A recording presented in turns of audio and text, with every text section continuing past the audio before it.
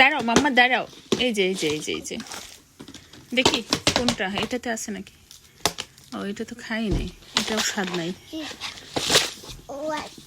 দাঁড়াও মাম্মা দেখি, এটাতে আর বাকি আছে? ও এটাতেও তো বাকি আছে, দেখা যায় দেখি। এটাও স্বাদ নাই। আমার মতো খাদুক এই দুনিয়াতে খুব কম আছে। দেখি আমি, দাঁড়াও, তুমি তো খাও না বাবা, তুমি তো খাওন চিনো না, মায়ের মতো খেতে পারো না। দেখি